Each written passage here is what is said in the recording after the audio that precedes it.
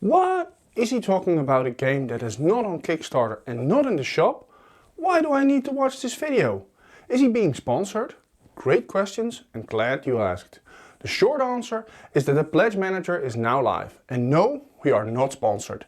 This is your opportunity to get a fantastic game you have probably overlooked on Kickstarter, so let's jump into it.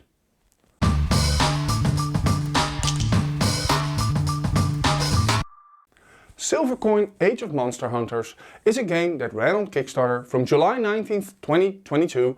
The game is being published by a new studio called Bonefide Games, and it's their first game, so that might make some people anxious. Not us though. We met the people from Bonefide Games in 2021 on Spiel in Essen. They already had a working prototype and the game looked very interesting. We didn't get around to playing it in Essen, but we contacted them afterwards and we played the game on Tabletopia. Alright, so what is Silvercoin Age of Monster Hunters? Well, depending on if you're playing it solo, co-op or versus, the game will be different. Talking about the latter one, it is for 2 to 5 players. Players control a monster hunter, and there are 8 specific characters to choose from, all having a unique set of skills. Silvercoin Age of Monster Hunters is set in the world of Etosia. The world is being haunted by monsters and the kingdoms of Etosia need your help getting rid of them. The goal of the game is to get the most coins when the game ends. The game ends after 2 years of in-game playtime. One of the best things in this game is the way the game starts. There is an auction system. Players bid on characters, locations within the kingdoms and their corresponding kingdom knowledge, and they bid on journey cards. The more you bid against the other players, the less coins you start with. The coins can be useful to buy items and of course they are victory points. So all players start asymmetrical. We found that pretty unique. Let's talk about the player boards. I'll leave this picture here for a while so you can take a look for yourself and read it. I'll talk over the most important elements for now. Players have 2 actions or 3 if they pay for it. For an action, players can move, use a location, a combination action, movement plus a kingdom card, replace action and transform flow action.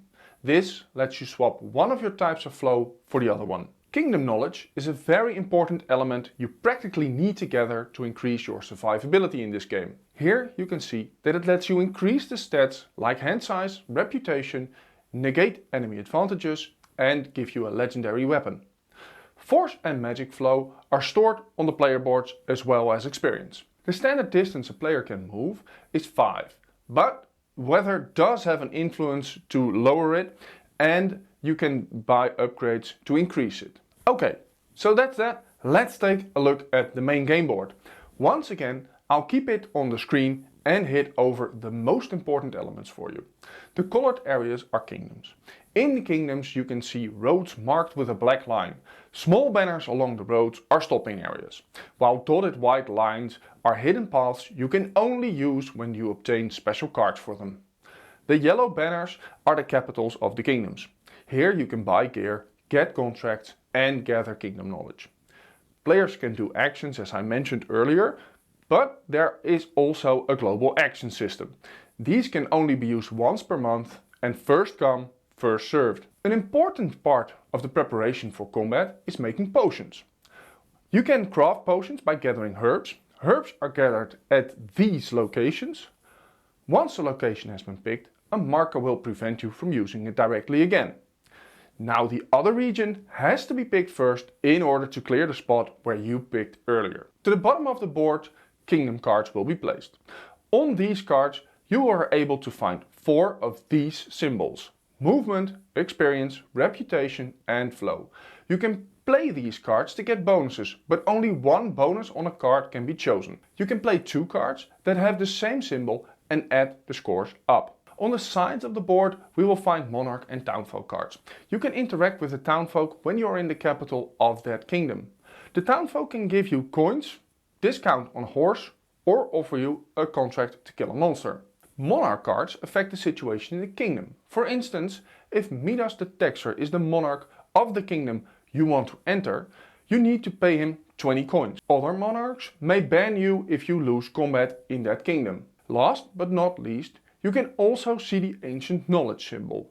Players can interact with this location to get very powerful ancient knowledge cards. So now a small trigger warning. This game has a lot of boards. Other than the main board, there are the tavern board, where you will find locations of seen monsters that you will encounter there. But you don't know what monster is active there.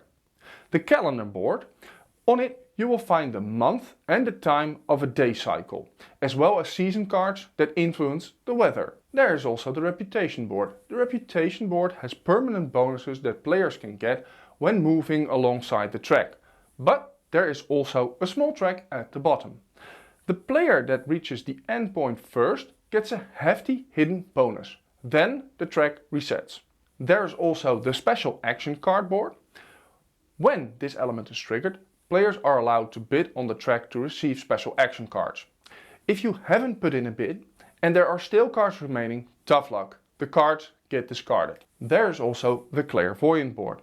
Here you get to see what monster is present in a certain location, so you can equip accordingly. Usually monsters are drawn randomly, so having monsters on a clairvoyant board is very nice. There is also the dice board. Depending on the number of players, you randomly draw colored dice and place them on the positions. These dice can be bought and used in attacks. If you made it this far into this video, please consider subscribing to our channel. Or just a like or comment is also much appreciated. So now that we've spoken about most of the content in the game, let's jump into the battle system. To battle a monster, there are certain steps. You need to have a monster mission, read monster plus mission card.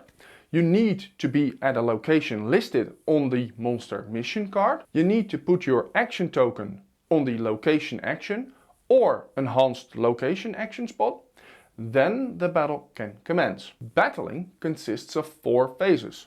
The pre-battle, check the base strength of a monster, check for things that affect the monster's strength, required kingdom knowledge and other bonuses or malices, like is the location near water. Players can activate abilities on their character cards or any other cards they have in their tableau, hand, potions, magic, special action cards, etc. Then there's the battle round phase.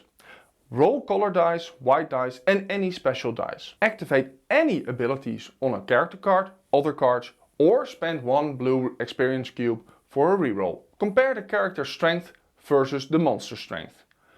Then there's the between battle round phase. Check if you won or lost, continue the battle or flee. Then of course there's the end of a battle phase. This gives you potential rewards, bonuses or triggers a lost battle effect.